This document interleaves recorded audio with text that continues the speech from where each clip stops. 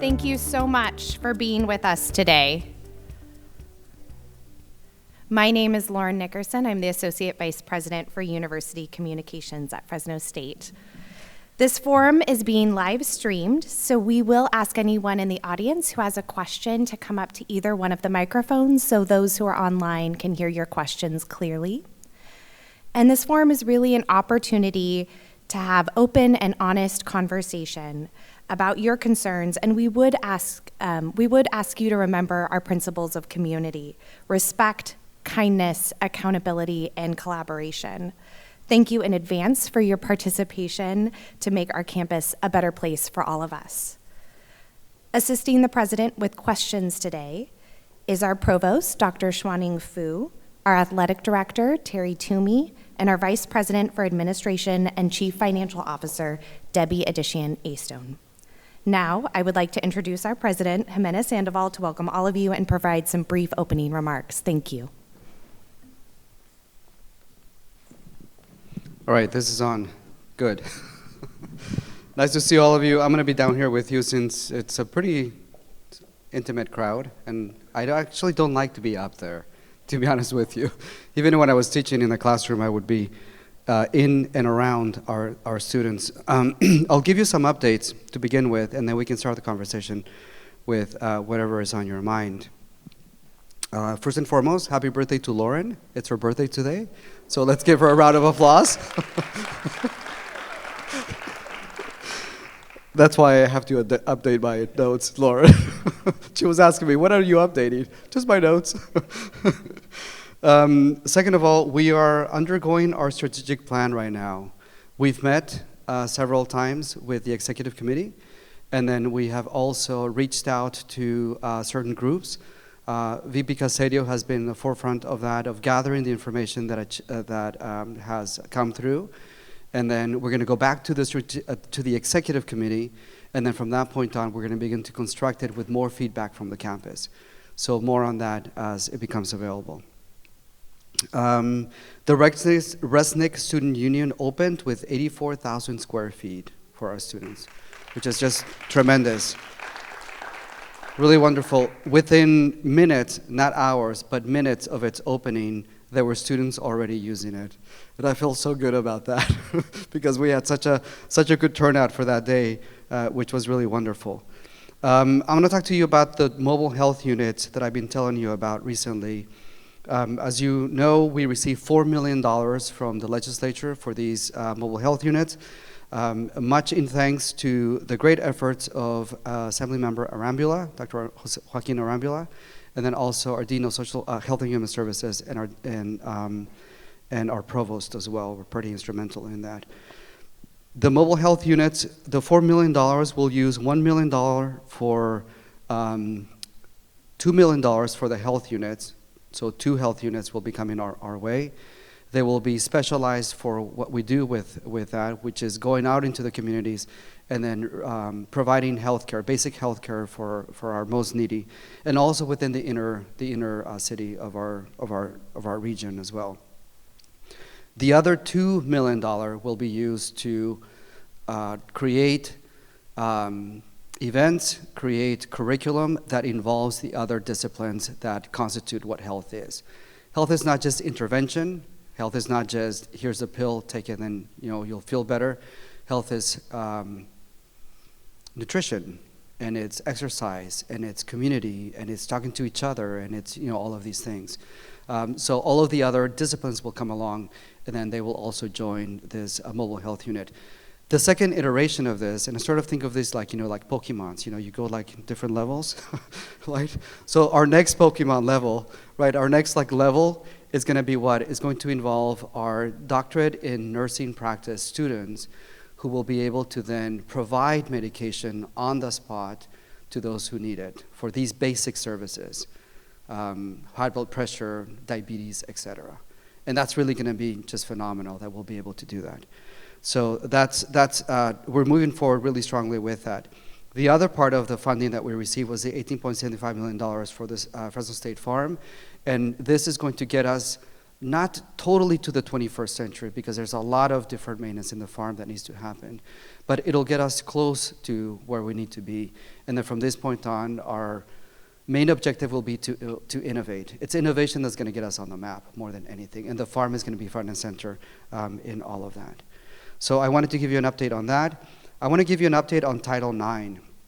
I have been meeting with the Title IX Task Force, which is a task force comprised of university individuals, faculty, staff, students, and then also community members, and also Cozen O'Connor has been assisting the task force in all of this. I met with them yesterday. They gave me an update on what is happening. They have a lot of the structure set already. And what we're looking for then is a process that is transparent, a process that is clear. If somebody has an issue, they go to the right office. They know where the office is. And then they will then get information throughout their process about resources, about how it is that we help them along the way, about what the law is, what the expectations of the law are. So all of the information that is entailed. I want to thank Mary Lou Mendoza-Miller for everything she's done with the task force. She's been instrumental in that as well. The second part of the task force is prevention, education, and training. And what does that mean?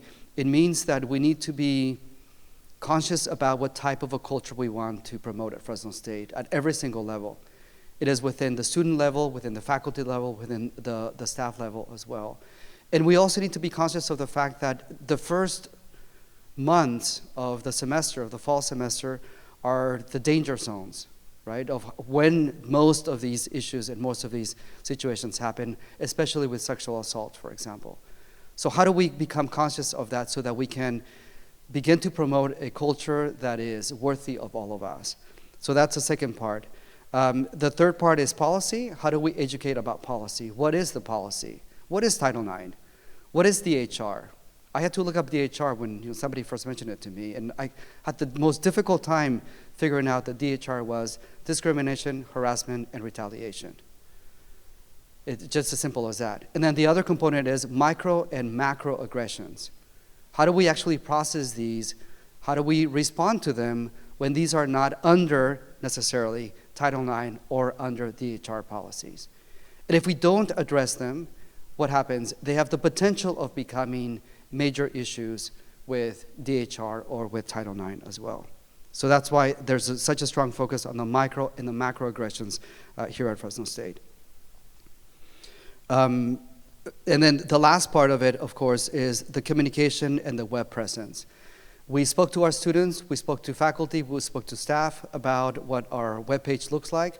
The webpage is very, how do I put it? It's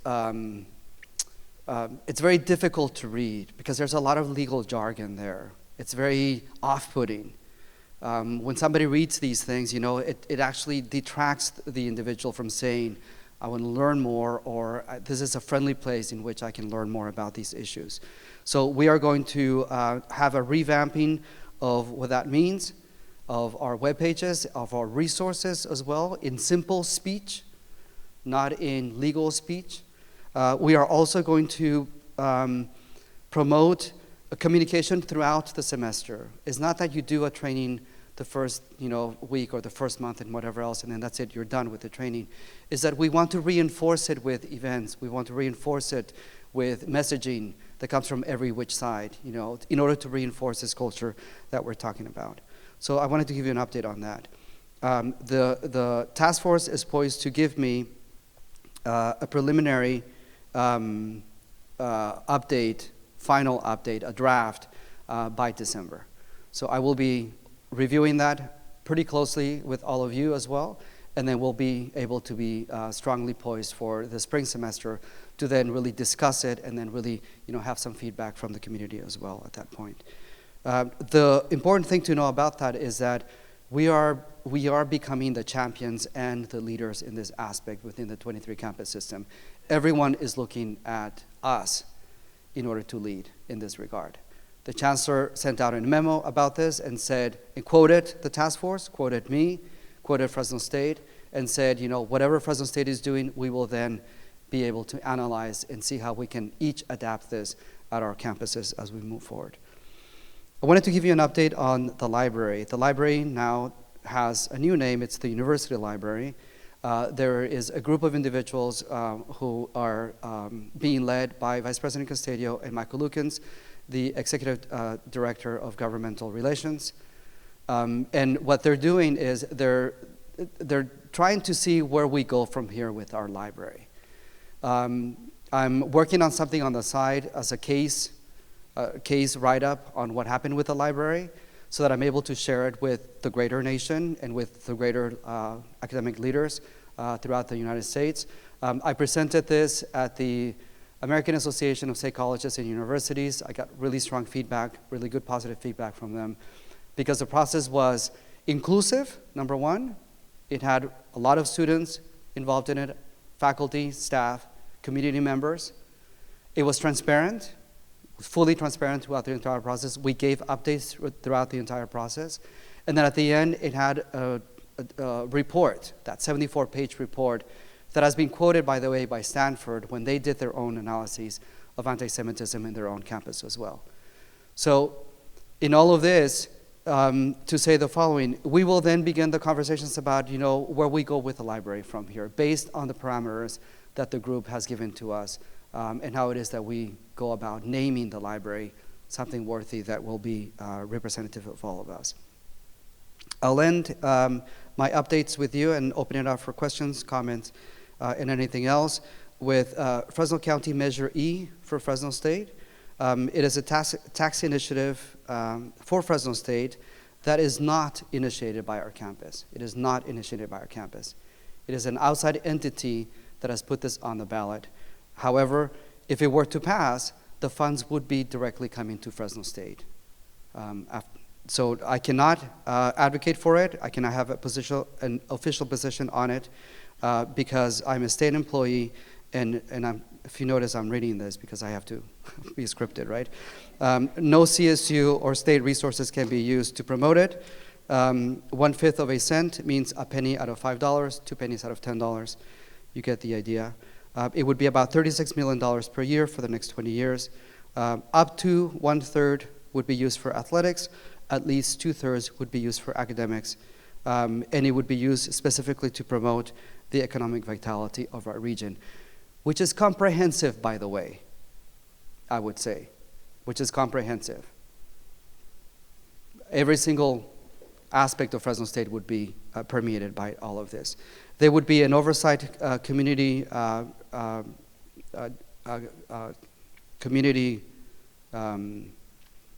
committee. Community and committee kind of don't go together in my mind because it's two double M's followed each other. Sorry, it's my Spanish brain coming through. There would be also joint powers of authority. What would be the process for us at Fresno State if it were to pass? And again, I'm not advocating for it. I want to say that very clearly. If it were to pass, what I would do is I would use the model that I used for the library. I would use the model that I used for the Title IX task force as well. We would have representatives from the major disciplines of our campus, the major colleges and schools of our campus. Let me be more specific about that. And then they would propose then projects. They would propose then very specific ideas on how we would be able to use the funding. I would then gather it. I would have a conversation with this group. And then collectively what we would do is we would present it then to this committee that I told you about. Within this committee that I told you about, they would ultimately decide, because it's county money, therefore the county commissioners would be in charge of appointing a representative to this committee that I told you about. But it is understood that because we are the state of California, soon to be the 4th largest economy in the world, by the way. Did you guys read that? Because we are the state of California, no one can tell us what to do without our agreeing to that. So anything that comes to us, so if somebody says, to us, I don't know, as fun as it would be, it would not be practical. I want to do a $1 million ice cream parlor, right? It's fun, it's great. Is it feasible for us? Is it beneficial for us? Probably not, because we have other more pressing matters to attend. So in that case, I, as your president, would be able to say, I'm going to veto that. So we would have veto power as far as what projects would come our way, because we are ultimately the state of California, and the state of California cannot be told by outside agencies what to do or what to say or how to act. Yeah, we are California after all. Okay, with that, let's open it up for questions or conversation, whatever might be on your mind. I hear that we have I don't know if I should say it or not about the apple pie. I'm going to give you my apple pie recipe for Thanksgiving pretty soon. Right, Ashley? So I have been working on this apple pie recipe for more than 14 years.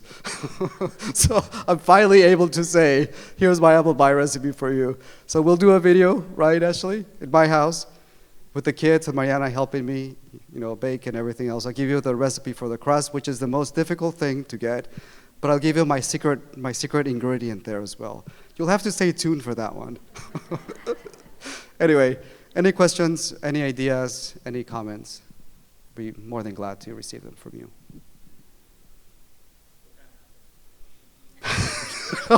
John, you get right to the point, right? What kind of apples, says John. You'll have to wait for the recipe, John, but there are 2 types of apples. So what you want, John, is you want apples that give themselves to you, right? So a little bit mushy, just a little bit. But then you also want hard apples that will give you the bite, because you don't want to eat a mushy apple pie. Yeah, so I'll give you that proportion too.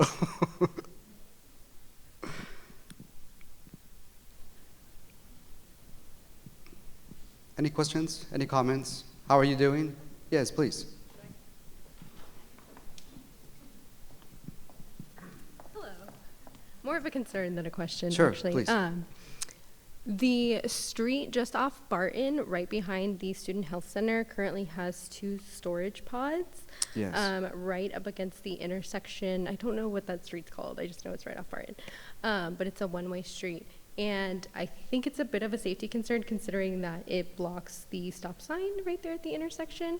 And so I'm not sure if those pods can be moved maybe even further back from the intersection just so that the stop sign's not blocked, because I have seen a lot of almost accidents right there, especially with students on scooters or students who are just walking in that intersection. Presidents on scooters.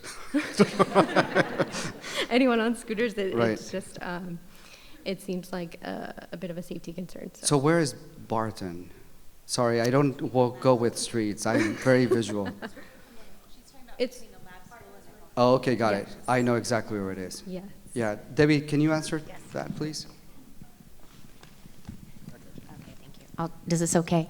Thank you for the concern. Those pods are actually storing some furniture that we are still kind of situating within the new Resnick Student Union. But thank you for that feedback, and we'll take a look at that, and we'll try to adjust them. As we all know, we have a lot of construction going on right now, and managing, and we're trying to mitigate impact on parking and, of course, our roadways. So thank you for that feedback, and we'll take in fact, I'm going to be out there tomorrow, so we'll take a look and see what we could do to adjust. So Okay, thank you for that. That's why they're there, and hopefully they'll be removed soon, but we're still working out, we're still shifting things just a little bit around. So we'll hopefully get those out of there before the end of the break. Thank you. Thank you. Yeah, and I want to say that whatever feedback you give us, we do move on it pretty fast. The last time someone told me that they didn't want the garlic smelling plants near the library. Do you guys remember that? Do you guys remember that question? Was that you, Georgiana?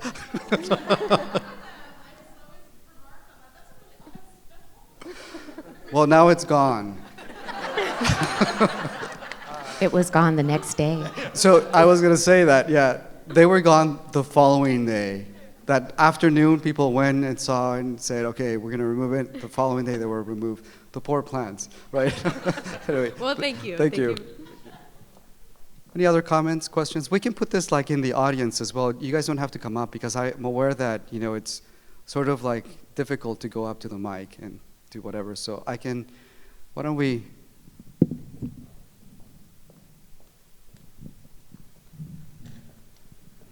You can do it from your seat, too.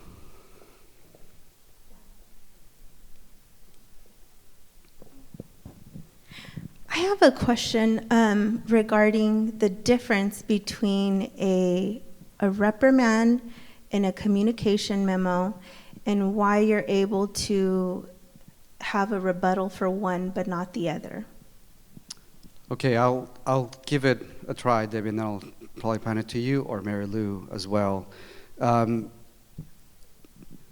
What we do in the CSU is the following. If there is an issue that happens, what somebody should be doing is they should be saying to the person, hey, there's this issue, this is happening, it came to my attention, and I'd like you to think about it, and I'd like you in the future to please, instead of doing this, do 1, 2, and 3, right? So that's sort of like the verbal part of, that's the very first basic part that should happen. The second part of that would be if the behavior persists, if it happens again, then the person should go to you, the manager should go to you and say, as we spoke about this back in 3 weeks ago, whatever it was, we spoke about this, we were both on the same page about this, and my expectation was, and we agreed upon this because we want to work together, is that it would be, instead of this, it would be this behavior, 1, 2, and 3. If it happens that second time, there should be some sort of documentation by an email or by something like that that is not formal. That is not formal at all. If it were to happen a third time, then at that point, it would be more serious because now we're addressing the same issue for the third time, and therefore we would then unfortunately have to scale it up to the next level and say, now we have to provide you with a memo. And this memo then is a memo that is a counseling memo, or it could be a memo that says, these are my official expectations from what I have seen. This is the documentation of the first time we spoke. This is documentation of the second time this happened. I sent you an email about this. And then from that point on, it would be going up. That is a counseling memo that does not necessarily require a rebuttal because it's a counseling memo. If it were to happen a fourth time, then instead of being a counseling memo, then at that point, we are talking about a more serious issue. At that point, the person would be able to do a rebuttal. If I have misspoken, Mary Lou,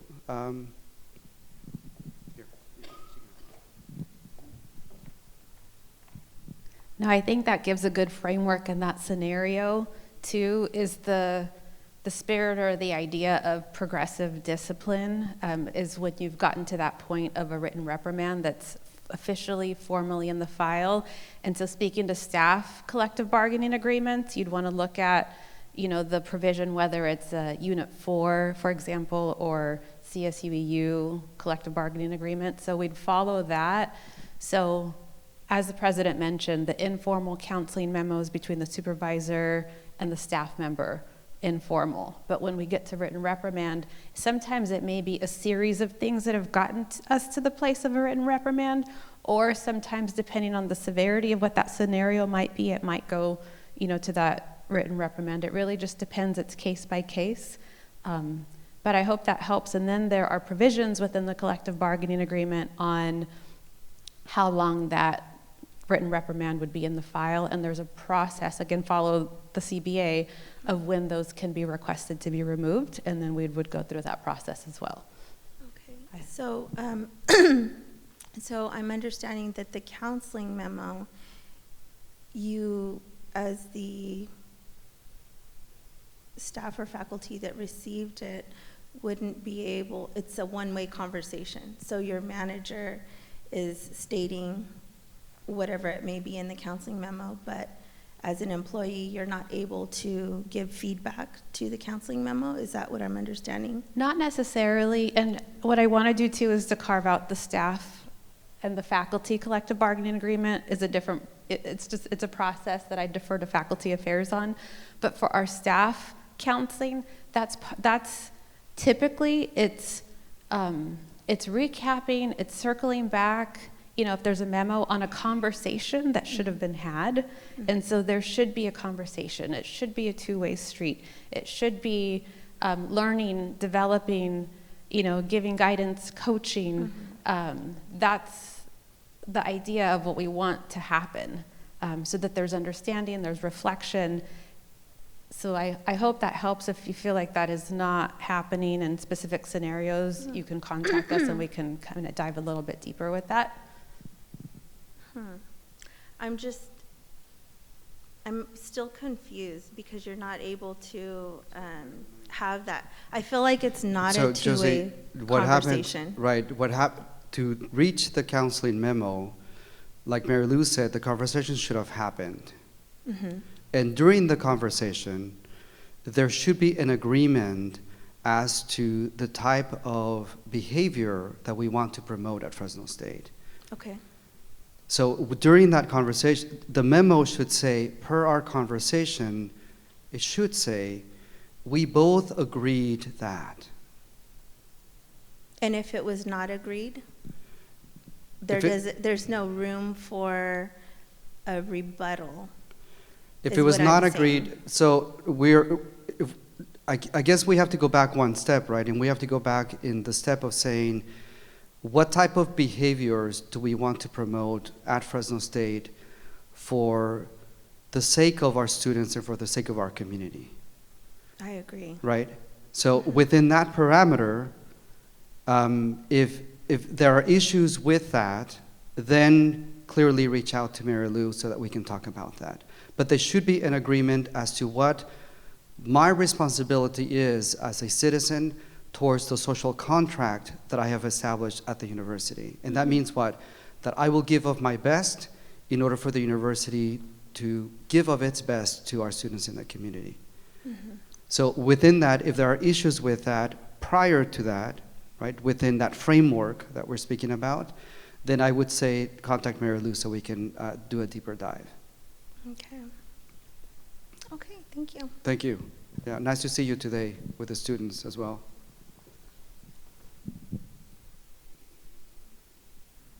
Any other questions, comments? Yes, Dr. Weinman is in the back.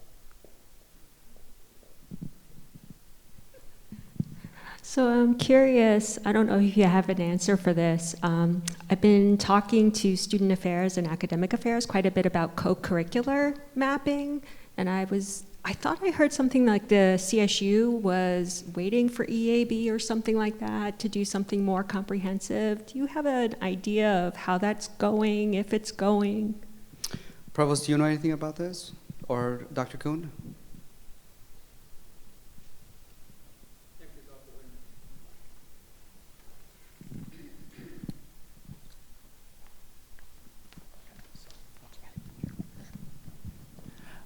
I will need to check with Dr. Muscat for details, but I know that we are doing that very, very enthusiastically.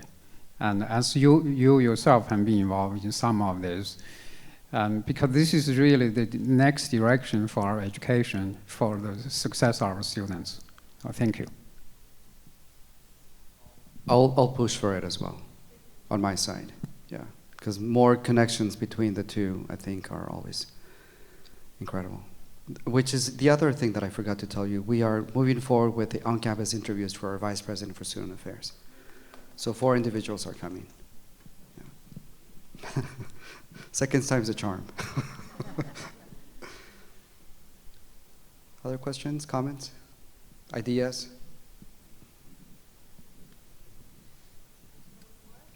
Yes. So I'm curious, I don't know if everyone else feels this way. I do feel that the students are really good. I haven't felt like this for a long time, and I just wanted to share with everyone that I really feel like the students are doing really well. That's great. And so, It's really yeah. good to hear. Good to hear that.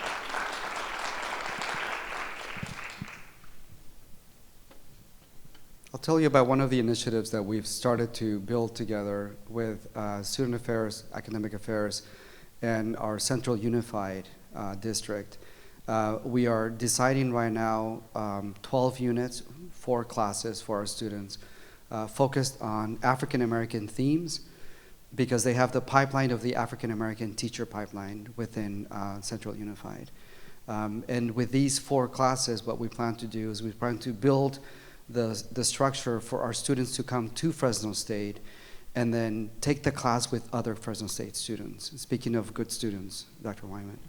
And this is, I think it's going to be a game changer for us, because we've had dual enrollment throughout. And dual enrollment is, the institution going to the high schools and teaching psychology or sociology, whatever else, in the high school setting. And that ecosystem doesn't really change, right? It's the same ecosystem, it's the same high school, the same peers and whatever else. But if we bring students from the campuses, from these diverse campuses to our campus, then it's a total, total different ball game, I think. So we plan then to encourage our students to become teachers. We need teachers in the region and also within California. And we plan to really build that pipeline, with our African American themed classes in order to encourage more people into taking these classes, and in order to encourage, of course, our African American students by coming to Fresno State. So that's one of the initiatives that we have in increasing our African American population on campus, which has been unfortunately decreasing over time. So that's one of the other ones, initiatives that we have going on. Any other questions, ideas, comments? The weather is a little chilly. Yes, please.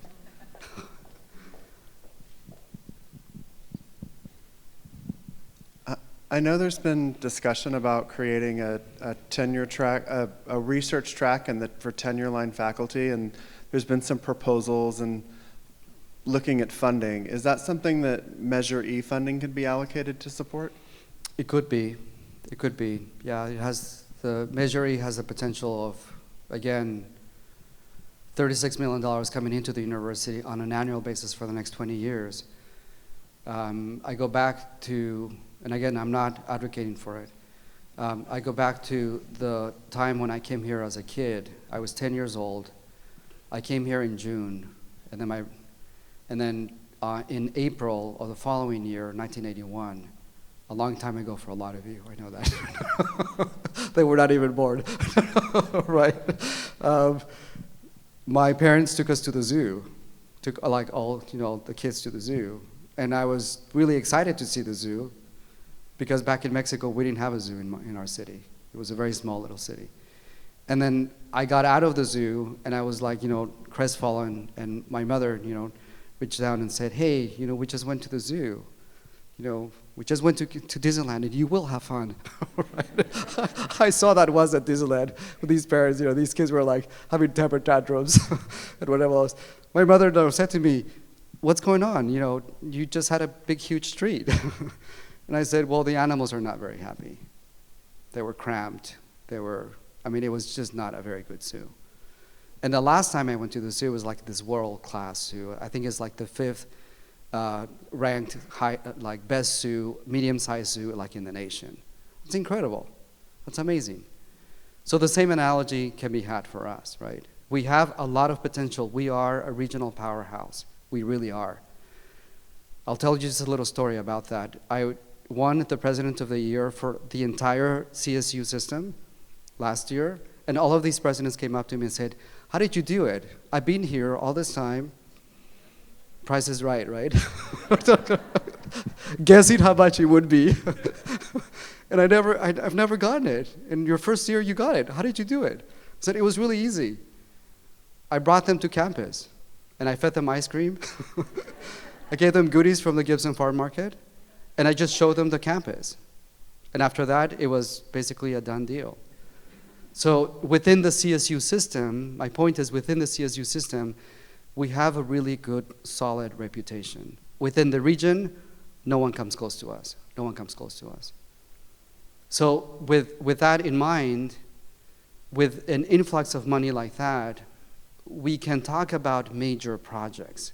We can talk about major capital projects. Capital means buildings, like specific buildings. We can talk about how the campus could be transformed literally. We're always speaking about outdated labs and places that are not conducive to learning. How has teaching changed over the last 20 years? It used to be that I would be the professor, I would be right there, everyone would be looking at me, and everything would have to come through me. Nowadays, our students are not like that. They want to be architects of their own learning and process and growing and everything else. So all of these ideas would be on the table. We would then do sort of like a hierarchy of needs, and then we would go from there. Yeah. But I know that the provost is also working on that system to specifically target research. That's one of his main projects. Do you want to talk about that, Provost? Here, you can use mine.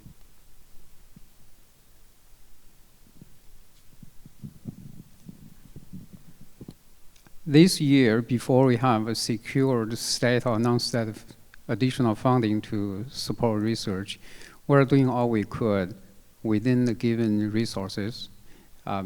What we have been doing primarily in two areas. Number one, we increase funding, although the funding is limited. For example, the per capita for faculty professional development doubled from $500 to $1,000 per head from last year to this year. And we made a promise of $500,000 for 3 years for the provost research creative activities funding. And that is in addition to the Chancellor's Office funding under the same name. We also increased the graduate student TA waivers from the past a little bit over $100,000 to a max of $500,000, $500,000. Part of that money would be used to augment undergraduate and graduate research grant award. So this is a big supplement to IRA-supported student research activities. But these, of course, are not enough, because we only look at our available resources, especially state resources. Number one, probably they are not enough. Number two, they might be a variable depending on the state economy, enrollment sizes. So we do all we can with our resources. That's the first category. The second is that we are adding permanent staff support to augment our service. Because when faculty research activity increase, we have to provide better and more services, especially for experimental scientists. They need a lot of support, pre-award and post-award. If we don't improve our service, we will see a bottleneck.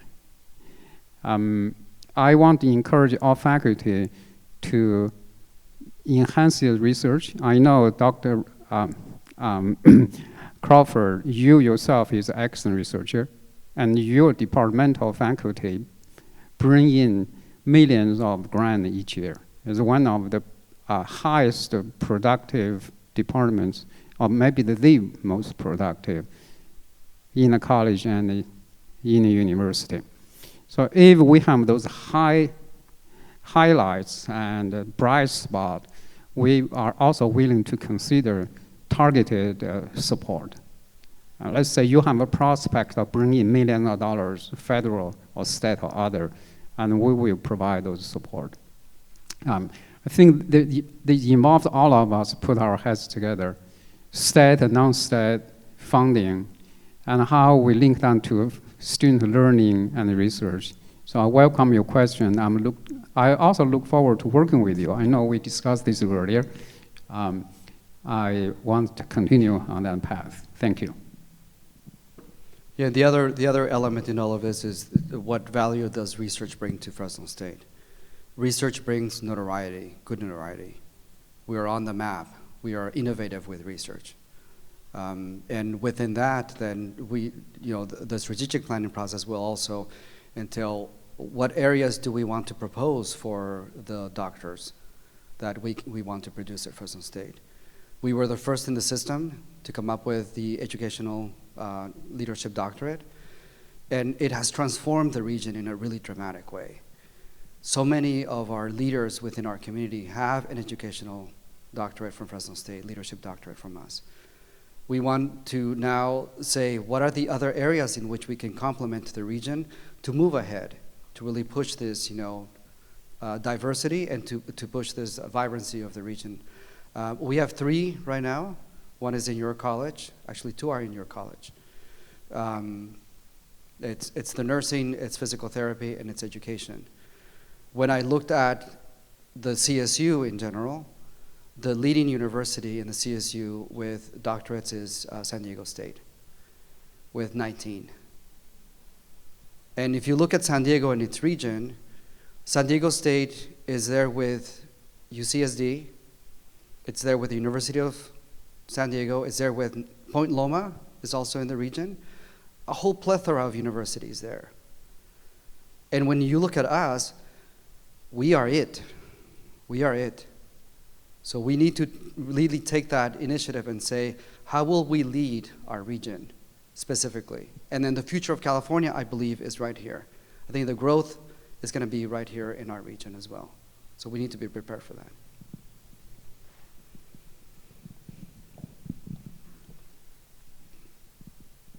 Georgiana, what day is today? National Pumpkin Day. Therefore,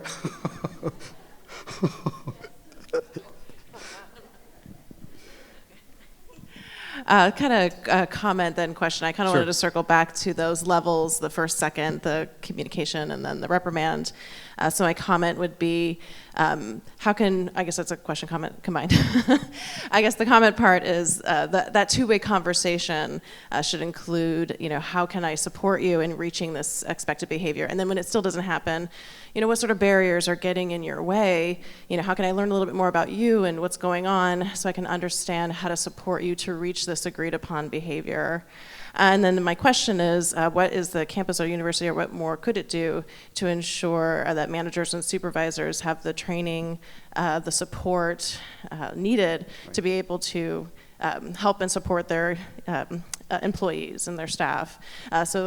And then we have turnover and new managers and new folks, so how can we get them to all have, sorry, that sounded terrible. How can we support and help them to reach, again, being on that same page of philosophy of how we all work together and support each other, and the language, communication, and tone that should be struck. I know in the past there's been things like academies and 360 evaluations, and so maybe those could be some of the suggestions of bringing some of those things back, or again, is there an existing kind of plan for moving forward and doing more to support and help our managers support and help their staff? that's a great way of putting it. How can I help you? Should be the first point of departure from our managers. I know that the Title IX Task Force has been working pretty strongly on this issue. Marilu, do you want to comment on the middle management piece that you're discussing in Title IX? Yes. Thank you, Georgiana, for that question. And we know part of that goes along with what you were referring to as the vacancies that we've had and the turnover we've had, through the pandemic, with our organizational excellence department and area, where there was the administrative academy, there was the President's Leadership Academy, and we had a lot more of that training and development hub happening. So very well aware of that too, and working on efforts to rebuild that area. So definitely part of that, but it does tie into with what we're talking about in the Title IX Task Force too, with that need that we have among our managers and each other on how to navigate these things of conflict or disputes. But when I talk about conflict, or also partnering with others on macro and microaggressions that President Jimenez Sandoval discussed. So it's better equipping ourselves at all levels, whether it's someone that's a supervisor, manager, or not formally in that role, but we all have that shared responsibility to navigate these things together as a community.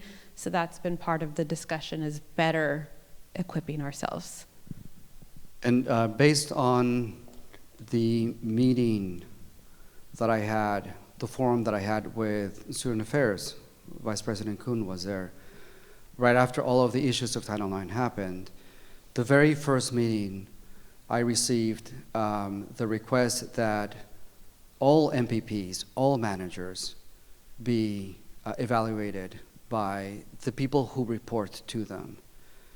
And then based on this suggestion that came out, we have worked really hard at that. And Debbie, do you want to comment where we are on that?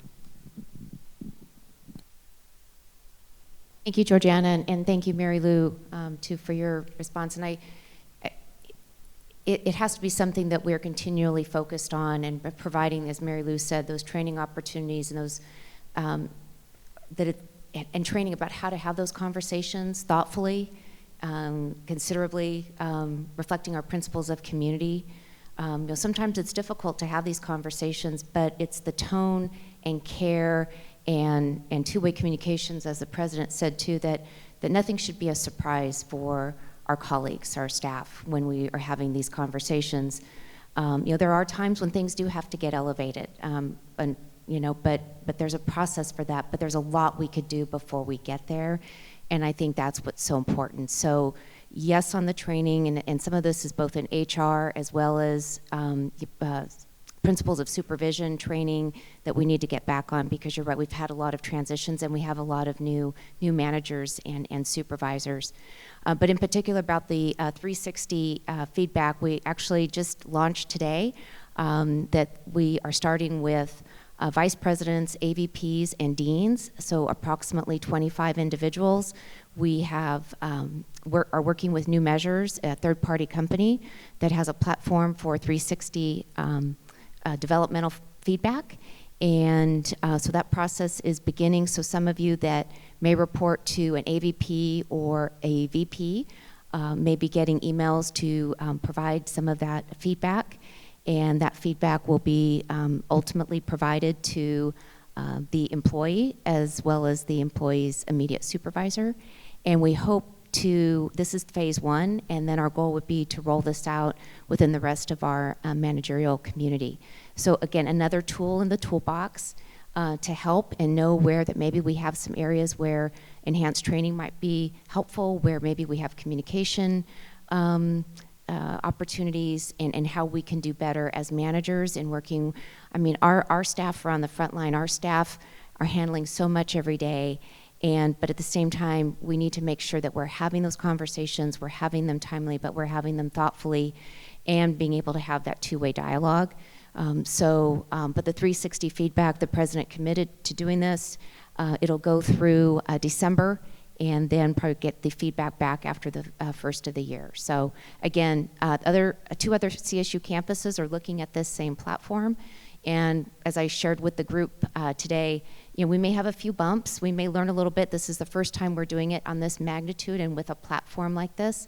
But we really do think this will be a tool that will be helpful for all of us to better understand and really to reflect, are there opportunities, and kind of having some of that reflective conversation with ourselves as leaders about how we are doing, how we all can always do better, right? I mean, we're always aspiring to do better. We're never there. But also having a better understanding about maybe how effective we're able to be, or where there's opportunities for growth, and that's why we're all here.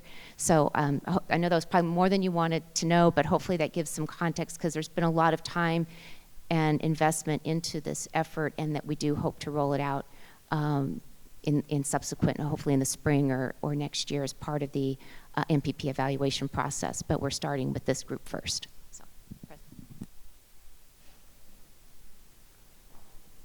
Thank you, Vice President Easton. Yes, please, in the back. On a lighter note, I work in the Thomas building, and I know we're not turning on the heat till like November 15th. Yeah, but I'm with you. It's freezing, and like we all have space heaters, and all the students in Infinity Rooms are like trying to get under blankets. It's very cold. I don't know if we can just turn off the air without turning on the heat. Maybe turn it up to like 78 as opposed to 62. I don't know what the variables on the heater are, or air. It's too cold to go to the bathroom in our I will say that building. I was in my office. I totally feel you, right? I'm not a winter guy. I'm a summer guy. I have to say that. I don't have enough padding to protect me in the winter, right? But I was there trying to write notes, and at the end I said, I'm not going to do that today because my fingers are not working right. So, Debbie, please. Well, Natasha, thank you for the question and comment. And we're turning it on November 7th. And as you can see, I'm wearing a warmer jacket today. It's very nice outside. We understand, we're doing the best we can. As part of the central plant project, we needed to give the contractor a little bit more time to do some piping work for our boilers before we turn our boilers on. And I know you might just think, well, you just flip a switch and you turn the boilers on, but there's a lot that our building engineers have to do to make sure that there's no leaks, that they're checking the valves, that everything is safe, because we want everybody safe.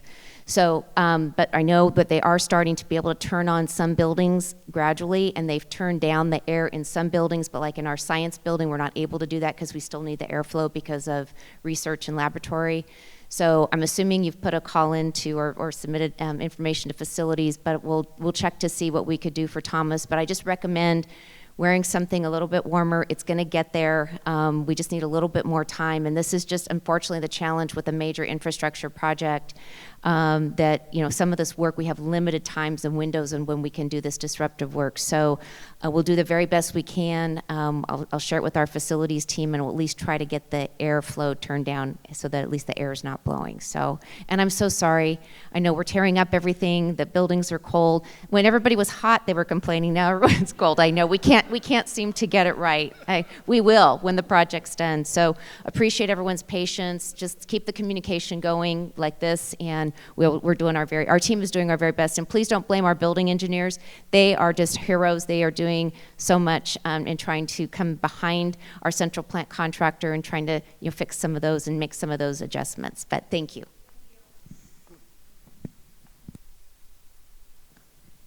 I'm with you. Any other questions, comments, ideas?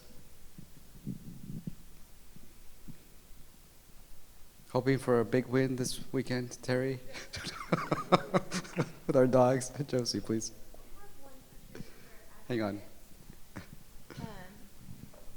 Coach, I guess this one's for you. Are all of the football players allowed to work out inside of the new workout space in North Gym, or is it limited to only the seniors? Oh, okay. When it comes to working out in that new facility, it's really not a football facility. It's not really geared towards football. We don't see our athletes that way. We, of course, have them work out in teams and different units. Mm-hmm. So it varies as it relates to what team is there at what time, and then and really what tenure, what cohort of team. So I can't really answer that specifically, but I can tell you that it's not just a senior facility. So a variety. In fact, I would say that the new facility is probably more geared towards sports other than football. For the most part. Really, football doesn't really work out there. Okay. Football still works out on the other side of Cedar, but all of our other programs, women's volleyball, tennis, basketball programs, that's kind of primarily their space. Okay. And so I'm speaking to, I guess, the freshmen. Have they been bad? No. Okay. No. Because I heard we have good students, so I want to stay with that. The underclassmen have whispered that they are not all a part of being able to go in there. Oh, no, they can go in there. Okay. They can go in there. Yeah, Okay. I don't know if the underclassmen, they should come talk to me. If you hear that, please have them come talk to me. And I will check in on it now that you've mentioned that. So, but no, everyone can work out there. Okay. Yeah. All student athletes. Thank you, Debbie. Woo! Thank you, Debbie. Thank you, Debbie.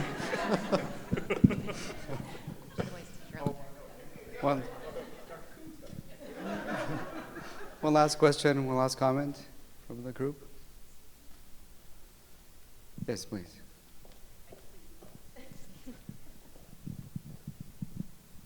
So this is not necessarily for me, but I work with the SI program, and I mean, our Learning Center thrives because our students are the ones that are at the front lines, the student employees who are helping other students and providing service, whether it be tutoring or the SI sessions. And I think we get to see now, post-pandemic, there's people here in person, there's people who couldn't walk over here, and so they're able to access this online and still stay in the know. I'm curious if there's any possibility. I know I've asked a few times and I've been told no, but if there's any exploration for telecommuting options for student employees. I think a lot of our students that I work with drive to campus, and driving here for maybe an hour and a half shift is not worth driving an hour and 15 minutes, but they're able to help students. They want to help students, they want to work. But sometimes we're working with those limitations of them not being able to drive here for those services. And so we often hear, at least the feedback that we're hearing from students is, I prefer in person, I want to go to these services in person, or I prefer online, or I would love to go, but I live in Madera, or I live wherever it may be, and I have to drive back home for whatever reason, so I would take advantage of these services if they were more accessible. Right. But I think on our end, trying to make them accessible can sometimes be a challenge because we want to make sure, because we have to make sure the students are physically on campus to provide those, even if it's online services. So I think it definitely would help provide more access for students if we had some of that flexibility for our student employees to be able to, still have that service and help students and be able to do that from their home. Just because I know some people aren't necessarily around Fresno area. I myself commute an hour and a half every day. So I think just kind of being considerate about student employees and giving access for them as well. Yeah, it's a difficult issue to balance out. I know that tutoring can be effectively conveyed through virtual modality. I do know that. But I'm also aware that if the person is there in person, there's also a different dynamic that occurs. It's more inviting, it's more welcoming for our student population as well. So we can definitely think about that. But it's a tight balancing act to figure out. For the sake of exploring the benefit of the student tutors, I would not want to, undermine our mission with SI, which has been just incredible. It has been an incredible program. But we can explore some of that. Yeah, I don't want to say no, because in saying no, it's definitive, and I'm a humanist after all. I analyze and reanalyze as I go along, but we can explore. That's all I can say to you right now. But thank you for bringing that up. Yeah. Great. No, can I borrow that one? Sure. Thank you. All right, well, thank you so much for being with us today. We appreciate your time and your thoughtful questions and conversation. If you did have a question that was not answered, you're welcome to submit it through the President's feedback page. We do check those regularly, and in fact, we pushed an update this week for additional questions that have been submitted the last couple of months. So that is something we are checking, sharing with our cabinet and our leadership, and we encourage you to use that feedback form. And we appreciate your presence and your questions, and we hope you have a good rest of your day. So thank you so much.